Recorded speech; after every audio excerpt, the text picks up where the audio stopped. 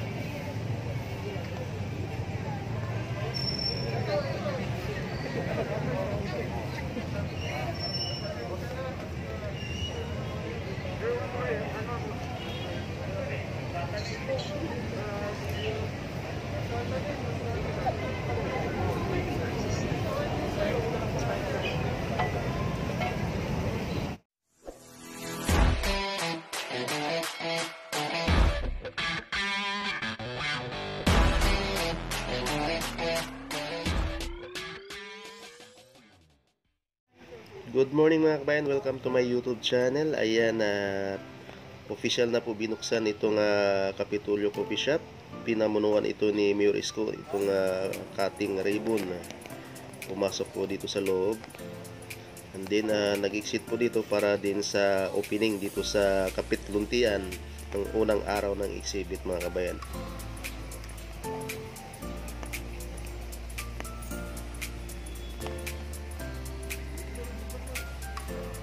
Ayan, lalapit tayo doon sa entrance ng exhibit doon sa Kapitluntian. Ito yung unang araw ng exhibit mga kabayan dito sa Kapitulyo. Ayan, ayan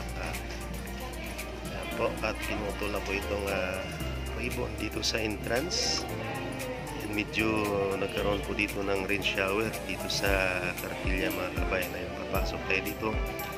Maya ay mag-uumpisa na dito yung programa mga kabayan. Ayan, so kasama natin yung mga Manila vlogger. Ayan, dito tayo dadaan dahil po sa para maabutan natin yung si Mayor Isko. Ayan, so ayan po na tinitingnan ni Mayor Isko dito mga product po. Ayan, dito sa unang dito mga kabayan. Ayan si Mayor Isko.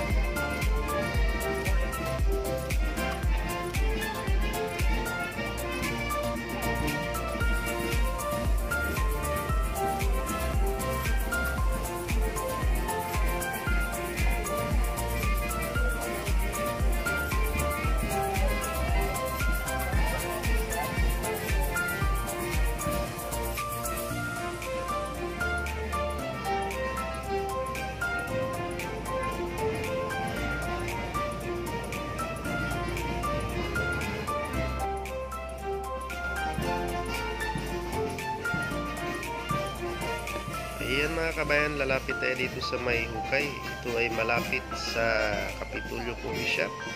Dito po itatanim yung seedling ng kaping Barako na nanggagaling sa Lipa, Batangas.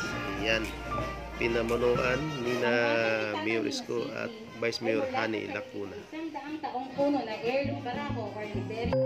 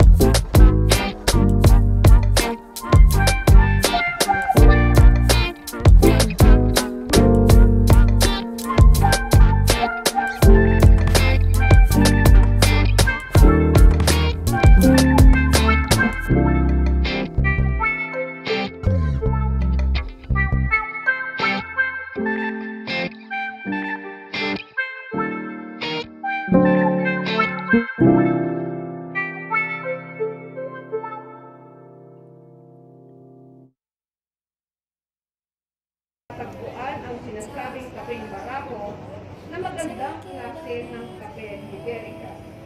Sa Benguet at Mountain Province na sakop ng Cordillera Administrative Region, partikular sa Sagada, matatagpuan ang mataas na uri ng kape Arabica. Magandang uri ng Arabica coffee bean ang makukuha sa Cotabato, maliban pa sa pinasisikat nilang civet coffee na mula sa dumi ng mga civet cat. Sa Kalinga naman, kilala ang Kalinga Brew. Sa Amadeo, Cavite, ang Kahinis Blend. Sa Bukidnon naman ay ang kilala ang Monk's Blend. At sa Sulu Archipelago ay kilala ang Kahawa Sub na halaw sa mga kapatid nating kausog ng ibig sabihin ay Coffee at Sulu. Lahat sila ay nakapagpaani ng mataas na uri ng kape Robusta. Sa lalawigan din ng Batangas, Quezon at Sorsogon naman, nakapakuha ng magandang klase ng kapeng Excelsa. Ayan na, nagpa-research ako. Hindi ako nag-research, nagpa-research na ako. Gayon naman, ang napatunayan ng mga eksperto sa epekto ng pagkahalaman. Nakakatulong ito sa concentration at productivity, nakakapagpababa ng stress level, at nakapagpapaganda ng ating pananaw. Bunsod na rin ng malawak na kalupaan at kabundukan dito sa ating bansa, napakaraming uri ng halaman ang tumutubo naman ang matatagpuan dito. Sa katunayan, 1/3 daw ng 9,250 species ng vascular plants ang pawid endemic. Ibig sabihin, tawing dito lang sa Pilipinas matatagpuan. Sa halimbawa, orchid, 7% noon ay dito lamang makikita sa Pilipinas at wala sa iba pang lugar sa buong mundo. Kaya talagang mapalad tayo mga Pilipino sa napakaraming biyaya ng lupa. Dapat lamang na industriya ng kape at paghalamanan ay ating paunlarin, payagunin, at pangpilitin. Yan ang paulang layunin nitong kateknolohiya. At salamat sa ating Department of Tourism, Culture, and the Arts of Manila, Dilipan, at sa Kapitolyo para sa kanilang napakagandang proyekto. Tayo lang magkape at maghalaman dito sa Maynila. Maraming salamat. Magandang hapon po sa inyo lahat. It was supposed to happen during the second Hill Coffee Festival in March, but was postponed due to the pandemic. So we recognize these people who have given pride to the nation with their contribution in the coffee industry. Entering also citation, the founder of the Coffee Heritage Project, Coffee Science Center, and SUD Coffee, who also happens to operate Capitolio, the purveyor of the Manila Coffee Festival, Mr. Rich Watanabe.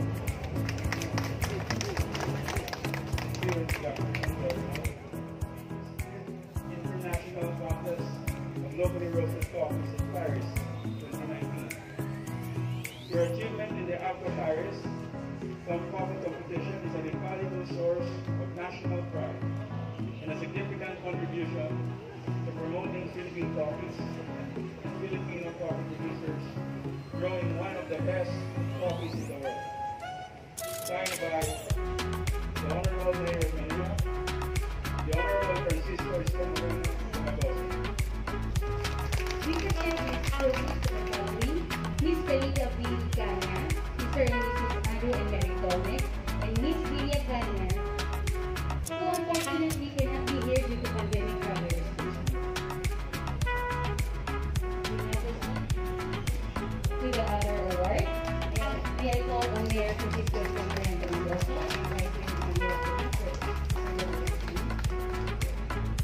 Mr. Rich Watanabe.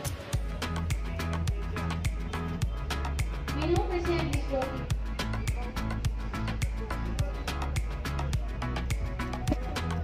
We now present this trophy to Mr. Raymond Mirabueno, who isn't with us today but will be represented by his father, Mr. William Mirabueno, and brother, Mr. Nicky Mirabueno.